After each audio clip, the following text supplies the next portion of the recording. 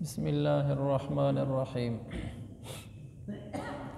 عن ابی یحییٰ صہیب بن سنان رضی اللہ عنہ قال قال رسول اللہ صلی اللہ علیہ وسلم عجبا لأمر المؤمن ان امرہ کلہ لہ خیر وليس ذلك لأحد إلا للمؤمن إن أصابته سراء شكر فكان خيرا له وإن أصابته ضراء صبر فكان خيرا له رواه مسلم۔ یہ ہماری صبر کے بارے میں احادیث چل رہی تھیں، تو آج کے اس درس حدیث میں بھی صبر سے متعلقہ احادیث ذکر کی جائیں گی۔ حضرت صہیب بن سنان رضی اللہ عنہ سے روایت ہے، تو یہ بھی ایک صحابی کا نام ہے صہیب، تو بچوں کے نام صحابہ اور انبیاء کے ناموں پر رکھنا چاہیے۔ صہیب نام بھی ہمارے معاشرے میں نہ ہونے کے برابر ہے، تو یہ منفرد نام ہے اور صحابی کا نام ہے، اس لیے اس میں سراپا خیر و برکت ہے۔ حضرت صہیب بن سنان رضی اللہ عنہ کہتے ہیں کہ حضور صلی اللہ علیہ وسلم نے فرمایا عجبا لامر المومن ان امرہ کلہ لہ خیر، مومن کی بھی عجب شان ہے، اس کا سارا معاملہ سراپا خیر ہی خیر ہے، اور یہ چیز صرف مومن کو ہی حاصل ہو سکتی ہے۔ آپ نے فرمایا اگر اسے کوئی خوشی ملتی ہے تو اللہ کا شکر کرنے لگ جاتا ہے، تو یہ اس کے لیے سراپا خیر ہے، اور اگر اسے کوئی تکلیف پہنچتی ہے تو وہ صبر سے کام لیتا ہے، یہ بھی اس کے لیے سراپا خیر ہے۔ یہ جو آپ نے فرمایا نا کہ مومن کی عجب شان ہے، اس کا تو امر معاملہ سراپا خیر ہے، اس کو ہماری زبان میں کہتے ہیں کہ مومن کی بھی 5 انگلیاں گھی میں ہیں، سراپا خیر ہی خیر ہے، وہ جو کام بھی کرتا ہے وہ اس کے لیے نفع بخشی ہوتا ہے۔ اس کو اگر خوشی ملتی ہے تو بھی اس میں اس کا بھلا، اگر اس کو تکلیف پہنچتی ہے تو بھی اس میں اس کا بھلا ہے۔ خوشی پہنچنے پر کیسے اس کا بھلا ہوتا ہے کہ جب اس کو کوئی خوشی آتی ہے تو اللہ کے آگے جھک جاتا ہے، شکر سے کام لیتا ہے، کہتے ہیں اے اللہ یہ تیرا دیا ہوا ہے، یہ خوشی تو نے دی، یہ مال تو نے دیا، یہ عزت تو نے دی، یہ دین کی سمجھ تو نے دی، یہ صحت تو نے دی، بال بچے، بیوی بچے، گھر بار، کاروبار، یہ سب تو نے دیا، تو وہ اللہ کے شکر میں آگے بڑھنے لگ جاتا ہے، تو یہ سراپا اس کے لیے نیکی لکھ دی جاتی ہے۔ اور یہ درس حضور صلی اللہ علیہ وسلم کی زندگی میں ہمیں بڑا کھل کر ملتا ہے کہ جب بھی حضور صلی اللہ علیہ وسلم کو خوشی پہنچی آپ نے شکر بجا لایا، حتیٰ کہ شکر کا سجدہ بھی آپ سے ثابت ہے کہ کوئی خوشی پہنچے اول تو یہ ہے کہ آدمی 2 نفل پڑھے، گھر میں کوئی خوشی آ گئی، کاروبار میں کوئی خوشی آ گئی، آدمی 2 نفل پڑھ کر اللہ کا شکر ادا کرے۔ لیکن جب انسان کی کیفیت شکر کی بڑھنے لگ جاتی ہے، ہر بات پہ اس کا دل شکر کرتا ہے، تو واضح بات ہے پھر ہر بات پہ شکر کے نفل پڑھنا تو مشکل ہو جاتا ہے۔ پھر اس کا طریقہ یہ ہے کہ وہ سجدہ شکر کر لیا کرے، بس وضو ہو اتنا کافی ہے، باقی نہ کوئی نماز کی نیت اور نہ کوئی سلام، نہ رکوع، نہ کچھ، بس ایسے کھڑے کھڑے کہے اللہ اکبر، یہ کہہ کر سجدے میں چلا جائے اور 3 دفعہ سبحان ربی الاعلیٰ کہہ کر اٹھ کر بیٹھ جائے، سلام پھیرنے کی ضرورت بھی نہیں ہے۔ جیسے ہم سجدہ تلاوت کرتے ہیں اکیلا سجدہ، ایسے ہی سجدہ شکر کرنا بھی احادیث سے ثابت ہے۔ ابوبکر صدیق رضی اللہ عنہ سے سجدہ شکر کرنا ثابت ہے، حضور صلی اللہ علیہ وسلم سے کرنا ثابت ہے، اور آپ علیہ السلام سے شکر کے موقع پر نفل پڑھنا بھی ثابت ہے۔ تو ہمیں یہ عادت پڑ جائے تو ہمارے دنیا اور آخرت کے کام بن جائیں کہ جب بھی ہمیں کوئی خوشی پہنچے، بڑی خوشی ہو تو 2 رکعت نفل، روٹین وائز جو خوشیاں ملتی رہتی ہیں تو آدمی سجدہ شکر کرے۔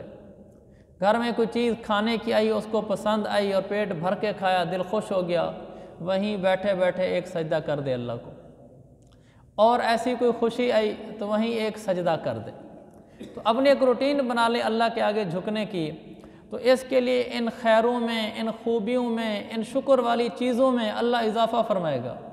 لَإِن شَكَرْتُمْ لَأَزِيدَنَّكُمْ، قرآن اللہ فرماتا ہے اگر تم شکر سے کام لو تو میرا تمہارے ساتھ وعدہ ہو گیا، میرا تمہارے ساتھ وعدہ ہو گیا کہ میں تمہاری اس نعمت کو ضرور بڑھاؤں گا۔ اور اس میں قسم کا معنی ہے، یعنی اللہ قسم کھاتا ہے کہ میں قسم کھا کر کہتا ہوں تم اگر نعمت کا شکر کرو گے تو میں اس میں اضافہ کروں گا۔ اللہ کو قسم کھانے کی ضرورت نہیں تھی، لیکن اللہ نے قسمیں کھائی ہیں ہمارے ان کمزور دلوں کو مطمئن کرنے کے لیے۔ تو میرے بزرگوں اور دوستو، ہم اس کی عادت، اس کا مزاج بنا لیں کہ ہماری طبیعت میں چھوٹی چھوٹی باتوں پہ شکر آ جائے۔ یہاں سے باہر نکلے، اللہ تیرا شکر۔ بازار میں جا رہے تھے، کوئی آدمی ایسی محنت مزدوری کر رہا ہے جو ہمیں نہیں کرنی پڑتی، وہ کیے بغیر ہی ہمیں روزی مل رہی ہے، تو یا اللہ تیرا شکر۔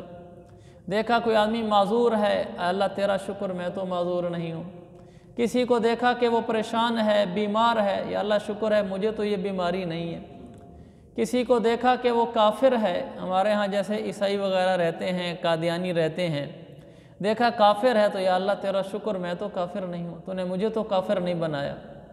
تو اللہ تعالیٰ کا شکر کرنا ہر بات پر، چھوٹی چھوٹی بات پر۔ گھر گیا، بال بچے ہیں، یا اللہ تیرا شکر۔ کتنے لوگ ہیں جو اولاد کو ترستے ہیں، یا اللہ تو نے مجھے بیوی دی، بیٹے دیے، بیٹیاں دی، بچے دیے۔ ماں باپ بہن بھائیوں سے ملنے کے لیے گیا، یا اللہ تیرا شکر، بہن بھائی دیے، والدین دیے۔ ایسے لوگ بھی ہیں جن کے والدین چلے گئے، ہمیں خدمت کا موقع مل رہا ہے، یا اللہ تیرا شکر۔ ایسا کوئی مزاج بن جائے نا، گھر کے اندر سامنے روٹی سالن رکھیں گھر والے، یا اللہ تیرا شکر۔ ایسے لوگ بھی تو ہیں جو بھوکے رہتے ہیں۔ سویٹر جرسی پہنی، یا اللہ تیرا شکر، سردی میں پہنا۔ یہ آج صبح کی بات ہے غالباً، میں اپنے بچوں کو وہاں حسنین سکول چھوڑنے جا رہا تھا، راستے میں روڈ کے کنارے سخت دھند میں ایک دو عورتیں اور ساتھ دو تین بچے۔ ڈاکٹر صاحب کا مسکراہٹ مجھے بتا رہی ہے کہ آج کا واقعہ ہے، آج کا واقعہ ہے۔ اور روڈ کے کنارے ایک دو عورتیں اور ساتھ دو تین بچے وہ بیٹھے ہوں اتنی سخت دھند میں، نہ سویٹر، نہ چادریں، نہ گرم ٹوپیاں، اور ان عورتوں نے آگ جلا رکھی تھی، آگ کے گرد انہوں نے بچوں کو بٹھا رکھا تھا۔ تو میں سوچ رہا تھا، میں کہا یا اللہ تیرا کتنا شکر ہے، ہمیں تو نے چھت دی ہے، ہمیں تو نے گھر دیا ہے، ہمارے بچے اندر بیٹھے ہوئے ہیں اور سویٹروں جرسیوں میں باہر نکلتے ہیں۔ اللہ تیری بڑی نعمت ہے، بڑا شکر ہے۔ آخر یہ بھی تو انسان ہے، اللہ ہمیں انہی میں پیدا کر دیتا، پھر کیا کر لیتے۔ اوپر سے لوگ کیا کہتے ہیں، ان جھونپڑی والوں کے پاس کروڑوں روپیہ ہوتا ہے، یہ نا ایسی بس چھپا کے رکھتے ہیں۔ میرے عزیز بھائیو، کس کو اچھا لگتا ہے وہ کروڑ روپے کا مالک ہو اور اس کے بچے سردی میں باہر ٹھٹھر رہے ہوں اور وہ دوڑے دوڑے ڈاکٹر کے پاس پھر رہے ہیں اور ان کے پاس پیسے نہ ہوں؟ ایسی باتیں ہوتی ہیں، کسی کا دل نہیں کرتا۔ یہ کروڑوں روپے مل جائے تو یہ لوگ ایسے ہی بیٹھے رہیں، کہتے ہیں جن کا روزگار یہی ہے۔ جس کو کروڑ مل گیا ہے اس کو بھیک مانگنے کی کیا ضرورت ہے؟ وہ اپنا جائے بزنس کرے۔ یہاں کسی کو 20-30 لاکھ بھی مل جائے تو قابو میں نہیں آتا۔ تو ایسا نہیں کہنا چاہیے ان کو دیکھ کر یہ تو بڑے مالدار ہیں، ویسے ایسے ہوئے پڑے ہیں۔ شکر ادا کرنا چاہیے، اللہ نے ہمیں ان میں سے نہیں کیا۔ اللہ نے ہمیں گھر بار بال بچوں والا کیا، چھت دی، مکان دیا۔ ہر بات میں میرے بھائیو شکر شکر، یہ بڑی دولت ہے، بڑی دولت ہے۔ عورتوں میں تو شکر بالکل نہیں ہوتا الا ماشاء اللہ، اور مردوں میں صبر بالکل نہیں ہوتا۔ عورتیں ناشکری ہوتی ہیں، مرد بے صبرے ہوتے ہیں۔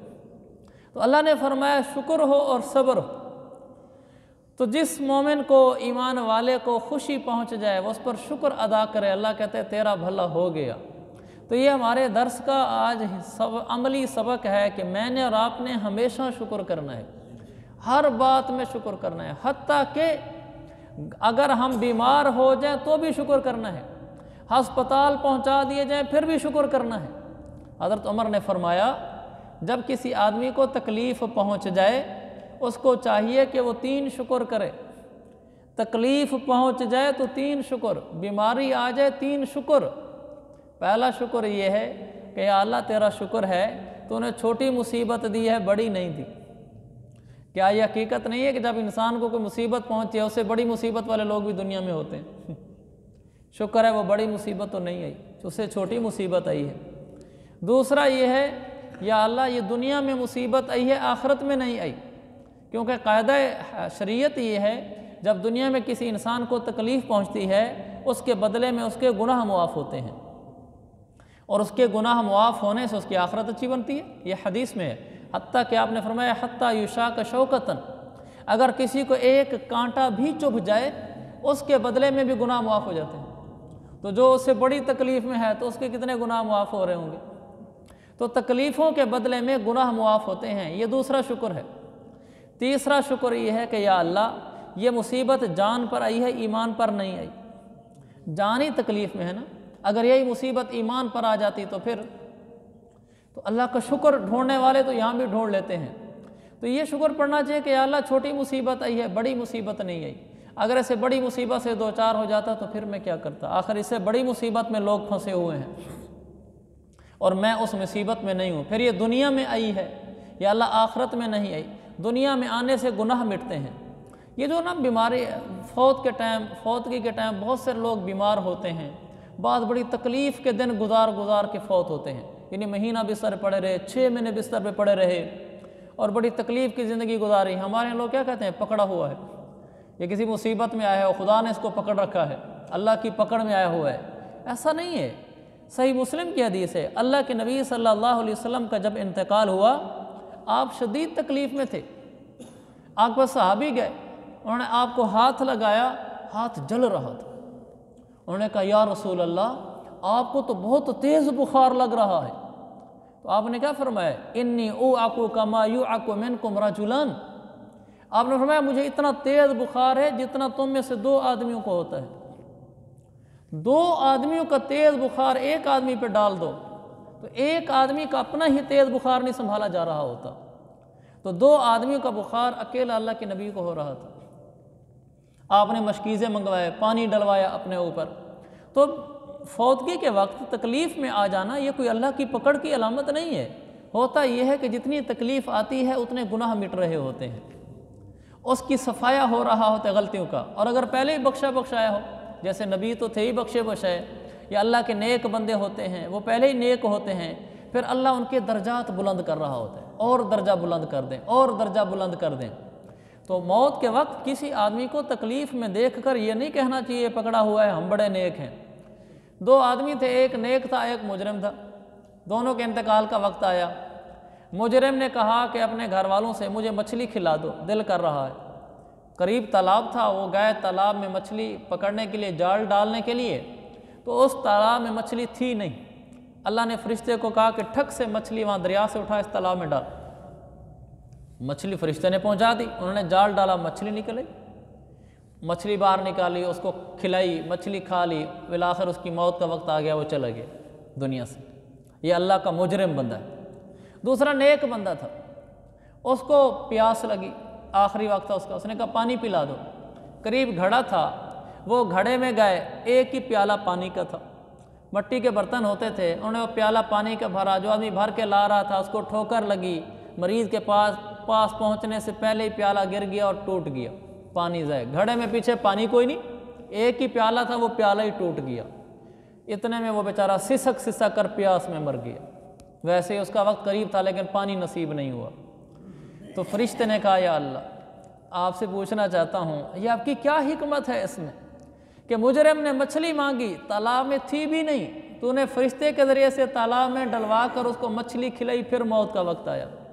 نیک آدمی تھا تیرا، ساری زندگی ہم نے اس کو دیکھا، یہ تیرا نافرمان نہیں ہوا، پانی کا گلاس مانگا وہ بھی نصیب نہیں ہوا، وہ بھی ٹھوکر لگوا کے گروا دیا، پانی نہیں پینے دیا اور پیاسا ہی مر گیا۔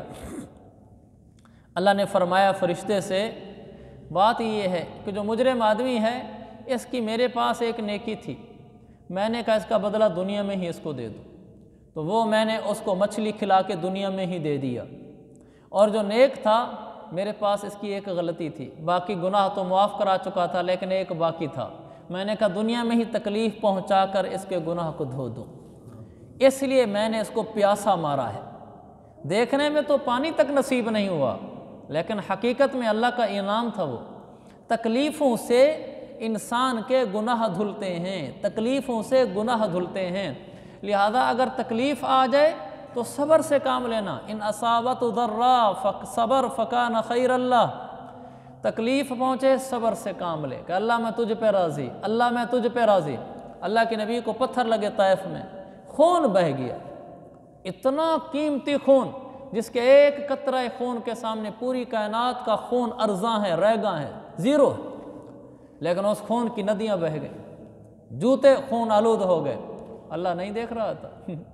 اللہ کوئی ناراض تھا؟ اللہ کے نبی نے آگے سے کیا کہا کہ یا اللہ اگر تو ان لم تکن ساخطا علی فلا ابالی، جب آپ کے جوتے خون آلود ہو گئے آپ نے فرمایا اللہ اگر تو ناراض نہیں ہے تو کوئی مسئلہ نہیں، تو راضی ہے تو کوئی بات نہیں۔ تو اللہ سے گلہ شکوہ نہ کرنا، تکلیف پہنچ جائے صبر سے کام لینا، خوشی پہنچ جائے شکر سے کام لینا۔ تو جو شکر سے کام لیتے ہیں اللہ ان کی نعمتیں بڑھاتے ہیں، جو بڑی سے بڑی تکلیف میں بھی صبر سے کام لیتے ہیں کہ اے اللہ ہم تجھ پہ راضی، اے اللہ ہم تجھ پہ راضی۔ گھر میں فوتگی ہو جاتی ہے، اچانک جوان بیٹا چلا جاتا ہے، اچانک ماں باپ میں سے کوئی چلا جاتا ہے، بڑا صدمہ ہوتا ہے، لیکن صبر سے کام لے، صبر سے کام لے۔ حضور صلی اللہ علیہ وسلم کا جب انتقال ہوا تو صحابہ پر عجب کیفیت آ رہی تھی، لیکن صدیق تو پھر صدیق تھا، ایمان کا پہاڑ تھا۔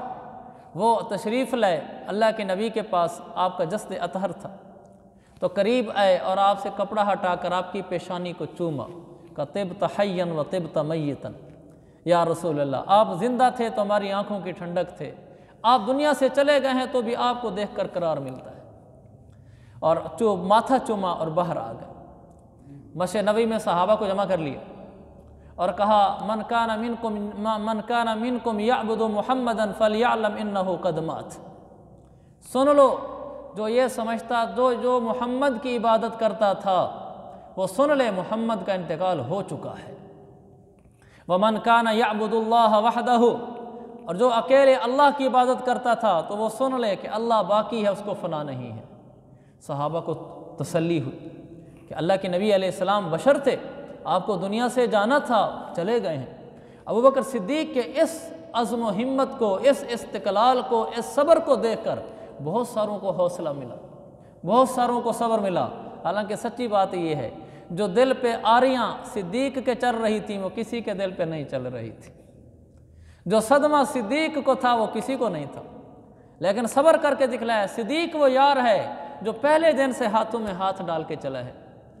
جب اللہ کے نبی ہجرت کر کے آ رہے ہیں تو صدیق ساتھی ہے، غار میں اکیلے ہیں صدیق ساتھی ہے، پہاڑی پر چڑھ رہے ہیں غار ثور پہ تو صدیق کے کندھے حاضر ہیں، سفر ہجرت ہو رہے صدیق ساتھی ہے، ہر جنگ میں صدیق ساتھی ہے، بدر میں صدیق ساتھ ہے، احد میں صدیق ساتھ ہے، خندق میں صدیق ساتھ ہے، فتح مکہ تک صدیق ساتھ ہے، جس نے ساری زندگی کا ساتھ دیا، اپنی بیٹی حضور کو دے دی، اس سے زیادہ صدمہ کس کو ہوگا؟ جس کی بیٹی بیوہ ہوئی بیٹھی ہے لیکن ایمان کا پہاڑ ہے وہ شخص، صبر کا کمال ہے اس شخص میں، اس نے سب کو سبق سمجھا دیا کہ لوگوں صدمے آیا کرتے ہیں لیکن سہے جاتے ہیں۔ ان اصابت ہو ذرہ صبر، اگر اس کو تکلیف پہنچے تو مومن صبر سے کام لیتا ہے، فکان خیر اللہ ہو، یہ اس کے لیے بہتر ہوتا ہے۔ تو میرے عزیز بھائیو، اللہ کوئی نعمت دے دے گھمنڈ میں نہیں آنا۔ گاڑی آ گئی، اب دو چار لوگوں سے سلام کم کرنے شروع کر دیے، گھر اچھا بن گیا، اب ذرا ٹور شور بدل گئی، طور اتوار بدل گئے، اب ہم تھوڑے سے اور ہو گئے، دو چار کو پولیس افسران سے دعا سلام ہو گئی، کوئی افیسروں سے علیگ سلیگ ہو گئی، اب تھوڑے سے فون نمبر ڈیلیٹ کرنے شروع کر دے موبائل میں سے، کب اس کی کال نہ آئے مجھے۔ یہ اچھا نہیں ہے۔ اللہ نے آپ کو نعمت دی ہے، آپ شکر میں بڑھتے چلے جائیں۔ اللہ تیری مہربانی، تو نے مال دیا، اللہ تیرا شکر تو نے گھر دیا، اللہ تیرا شکر تو نے عزت دی، لوگ عزت کرتے ہیں، اللہ میرا کوئی کمال نہیں ہے، تو چاہے تو آج مال لے لے، چاہے تو آج گھر لے لے، چاہے تو آج عزت لے لے، اللہ میرے پلے کچھ نہیں ہے۔ اے اللہ میں کل بھی زیرو تھا، آج بھی زیرو ہوں، میری کوئی اوقات نہیں، میری کوئی حیثیت نہیں، سب تیرا دیا ہوا ہے، میرے مولا تیری مہربانی، تیرا شکر، تیرا احسان۔ پھر اللہ خوش ہوتا ہے، اللہ اور انعامات برساتا ہے۔ جب اکڑ آ جاتی ہے، گردن سیدھی ہو جاتی ہے، تو جو چیز اکڑ جاتی ہے اس کو تو دفنایا جاتا ہے۔ جب تک انسان زندہ ہے تو اکڑ نہیں ہوتی، جب مرتا ہے تو اکڑتا ہے، جب اکڑتا ہے تو پھر وہ کسی کام کا نہیں رہتا، پھر سارے اس کو زمین میں ڈال دیتے ہیں۔ جو درخت تازہ ہوتا ہے اس میں لچک ہوتی ہے، سارے اس کی حفاظت کرتے ہیں۔ جو درخت خشک ہو جاتا ہے، وہ اکڑ جاتا ہے، اس کو کاٹ کے جلا دیا جاتا ہے۔ جب تک ہمارے اندر لچک ہوگی، اللہ کے آگے جھکے رہیں گے کہ اللہ تو سب کچھ، میں کچھ نہیں، اللہ کی طرف سے انعامات ہوں گے۔ جس دن اکڑ آ جائے گی، گردن میں سریہ آ جائے گا، زبان میں چھریاں آ جائیں گی، الفاظ طور اطوار بدل جائیں گے، ٹانگوں کی چال کا انداز بدل جائے گا، تو پھر میرے رب کا نظام بھی بدل جائے گا۔ پھر ایسا ہے تو ایسا ہی صحیح، پھر رب کی بھی پکڑیں ویسے آئیں گی۔ تو میرے عزیز بھائیو، اللہ نعمت دے تو شکر، اللہ تکلیف دے تو صبر، کہ اللہ ہم ہر حال میں تجھ سے راضی، ہر حال میں تجھ سے راضی۔ تو حضرت عمر نے دوسرا انعام یہ بتایا تھا کہ یا اللہ یہ دنیا میں آئی ہے، آخرت میں نہیں آئی یہ مصیبت۔ تیسرا کہا تھا یا اللہ جان پہ آئی ہے، ایمان پہ نہیں آئی۔ اگر اللہ ایمان پہ ڈال دے مصیبت، پھر کیا کر لیں گے؟ بڑے بڑے نیک چلے گئے، بغیر ایمان کے چلے گئے، بڑے بڑے نیک بغیر ایمان کے چلے گئے۔ ایک بزرگ تھے، بہت عبادت گزار اور واقعی عبادت گزار۔ اس سے اب کیا بتاؤں، اللہ کے نبی صلی اللہ علیہ وسلم پر ایمان لانے والے بعض افراد آپ کے انتقال کے وقت مرتد ہو گئے۔ اس سے بڑا کوئی خوف کی بات ہے؟ جنہوں نے آپ کو دیکھا، آپ پر ایمان لائے، آپ دنیا سے چلے گئے، بعض مرتد ہو گئے، ایمان چھوڑ دیا۔ ڈرنا چاہیے، اللہ کے نبی صلی اللہ علیہ وسلم کے زمانے میں لوگ ایمان چھوڑ سکتے ہیں تو میں آپ کیا ہیں؟ ایک بزرگ تھے بہت نیک، بتا رہا تھا شکر مصیبت جان پہ آئی ہے، ایمان پہ نہیں آئی۔ ایمان تو سلامت ہے، جان ختم ہو جائے گی کیا ہو جائے گا، ایمان کے ساتھ چلے جائیں گے، ہمیشہ کی جنت ہے، ہمیشہ کی عیش و عشرت ہے۔ تو بزرگ تھے بہت اللہ والے، عبادت کرتے تھے، گھر آنا بھی کم رکھتے تھے۔ اس زمانے میں لوگ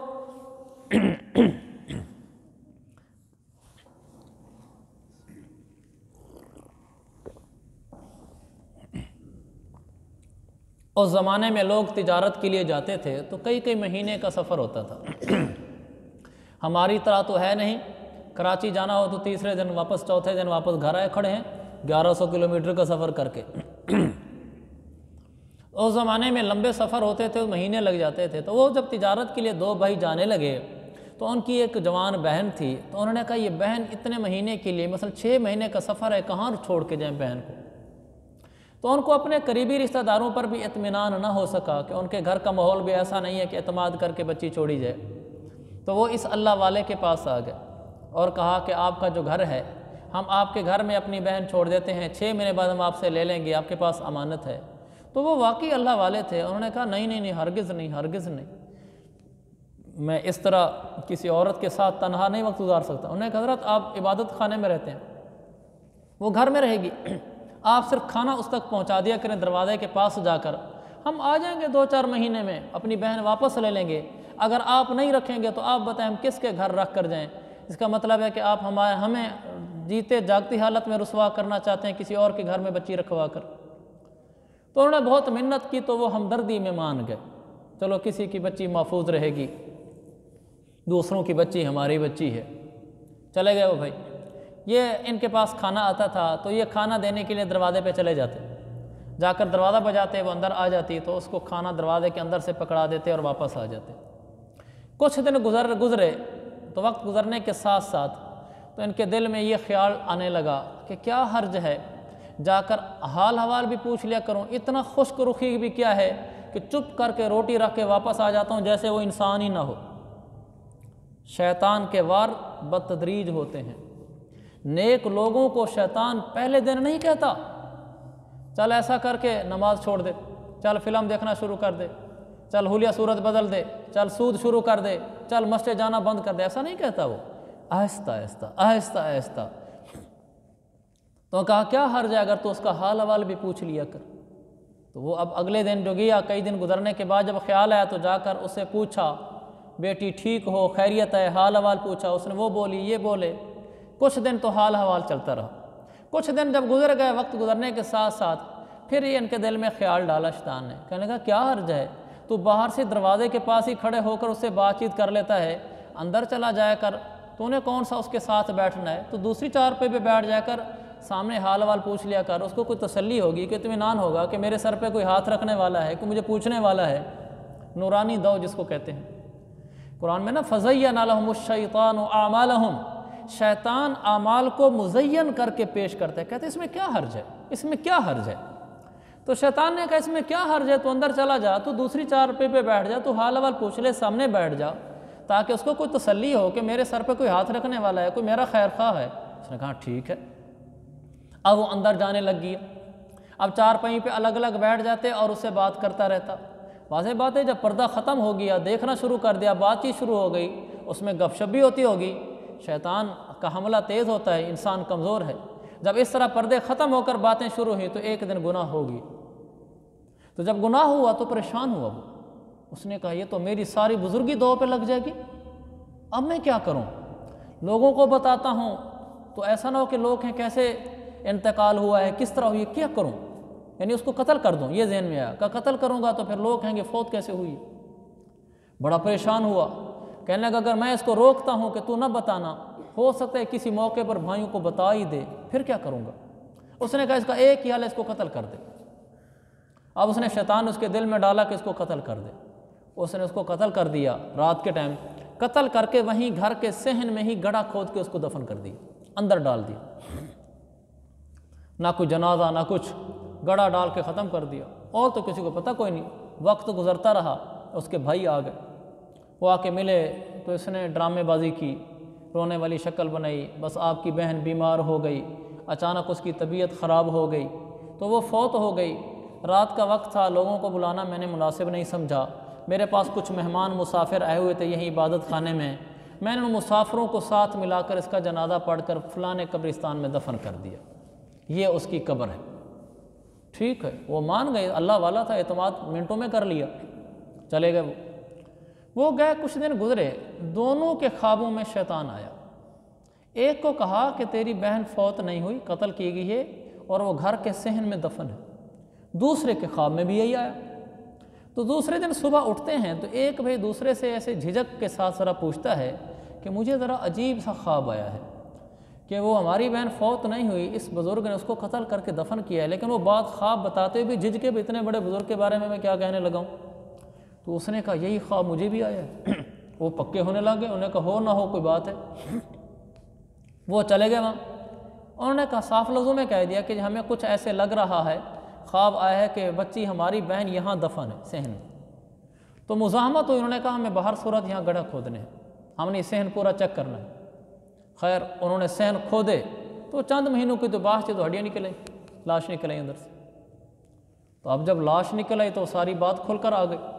جب بات کھل کر آئی تو انہوں نے قاضی وقت کے سامنے مقدمہ دائر کر دیا، قاضی نے اس کی تصدیق کرائی، اس پر پھانسی کا حکم دے دیا، کہا اس کو پھانسی دے دو۔ مقدمہ چلا، وہ بزرگ جو تھا وہ مقدمہ ہار گیا، پھانسی کا فیصلہ ہو گیا۔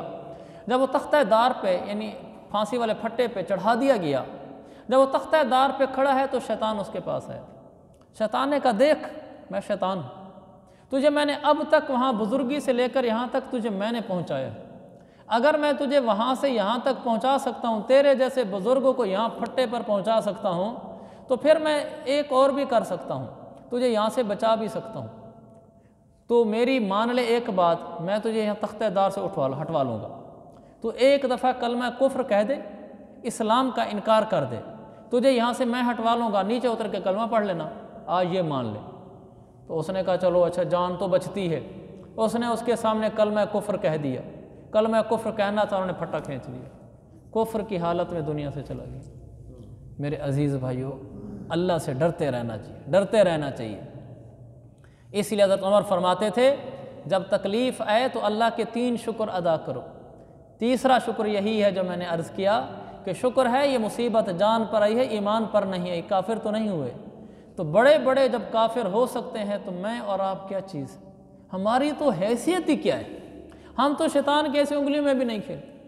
کسی نے کہا نا کہ کوئی ایک شیطان تھا تو وہ رسیاں لے کر جا رہا تھا، بڑے بڑے رسے لے کر جا رہا تھا، تو اس کو کوئی عبادت گزار راستے میں عبادت گزار ملا۔ شیطان نے خواب میں دیکھا، کسی نیک آدمی نے خواب میں دیکھا کہ شیطان جا رہا ہے، بڑے بڑے رسے ہیں، تو عبادت گزار اس سے پوچھتا ہے، کہتا ہے یہ میرے لیے رکھے ہوئے ہیں بڑے بڑے رسے؟ اس نے کہا تو ایسے چٹکی کی چیز بھی نہیں ہے، تجھے تو میں ویسے پھسلا لیتا ہوں۔ اس نے کہا پھر یہ کس لیے ہیں؟ کہا یہ عالموں کو پھنسانے کے لیے رکھے ہوئے ہیں، تیرے جیسے میرے آگے کوئی چیز حیثیت نہیں رکھتے، کہا یہ بڑے بڑے عالموں کو ڈالنے کے لیے رکھے ہوئے ہیں۔ تو میرے عزیز بھائیو، ہم تو کسی شمار میں نہیں ہیں، ہمارے ساتھ بھی عالم کا لفظ ہے لیکن ہے تو جاہلی۔ شیطان کو ہمیں پھنسانے کے لیے، پھسلانے کے لیے، بہلانے کے لیے کیا مشکل ہے؟ وہ تو ہمیں تو ایسے چٹکی میں ہی گمراہ کرا دے، بس اسی لیے ہر وقت اللہ کی پناہ میں آتے رہنا۔ ہم عادت کہتے ہیں نا اعوذ باللہ من الشیطان الرجیم، قرآن پر لگتے اعوذ باللہ من الشیطان الرجیم، ہر وقت ہمیں یہ سکھایا گیا ہے کہ اللہ شیطان سے تیری پناہ میں آتا ہوں، مجھے بچانا کہیں شیطان کے حملے میں نہ آ جاؤں۔ تو ہمیشہ یہ دعا مانگتی رہنی چاہیے کہ اللہ کفر سے بچانا۔ اللہ کے نبی دعا مانگتے تھے، حالانکہ آپ تو کفر نہیں کر سکتے۔ اللہم انی اعوذ بک من الکفر والفقر، اے اللہ میں کفر سے تیری پناہ میں آتا ہوں، فقر غربت سے تیری پناہ میں آتا ہوں۔ آپ نے کافر نہیں ہونا تھا، نعوذ باللہ، لیکن آپ نے ہماری تعلیم کے لیے ایسے کیا کہ جب میں نبی دعا مانگ رہا ہوں تو تم نے میری طرح دعائیں مانگنی ہیں۔ تو یہ دعا مانگتی رہنی چاہیے کہ یا اللہ مجھے کفر سے بچانا، ایمان پہ خاتمہ دینا۔ اللہ تعالیٰ میرا اور آپ کا، ہم سب کا خاتمہ ایمان پر فرمائے۔ آج کے درس کا خلاصہ شکر اور صبر ہے کہ جب کوئی خوشی پہنچے گردن سیدھی نہیں کرنی، اکڑنا نہیں، سر جھکا لینا ہے۔ اللہ کے نبی جب فتح مکہ میں داخل ہو رہے ہیں فاتحانہ طور پر ایسے گردن جھکا رکھی تھی، حتیٰ کہ داڑھی مبارک اونٹ کے پالان کو لگ رہی تھی۔ اور جب اللہ کے نبی صلی اللہ علیہ وسلم کو تکلیف آئی، اذا حزبہ امر فزع الی الصلاۃ، آپ نماز کی طرف لپکتے تھے، نفل پڑھ کے اللہ سے مانگتے تھے کہ یا اللہ پریشانی آ گئی ہے۔ ہمیں شکر آ جائے سجدے کرنا اللہ کے آگے، تکلیف آ جائے تو بھی سجدے کرنا۔ ہماری دوڑ مصلی تک، جس کو یہ مل گئی اس کی دوڑ عرشوں تک سمجھو، پھر اس کی باتیں عرشوں پہ سنی جائیں گی۔ اللہ تعالیٰ مجھے اور آپ کو عافیت کی زندگی دے، لیکن اگر تکلیف آ جائے تو اللہ صبر نصیب فرمائے اور اللہ میں نعمتیں عطا فرماتا رہے تاکہ شکر ہی بجا لاتے رہیں۔ وآخر دعوانا ان الحمد للہ رب العالمین۔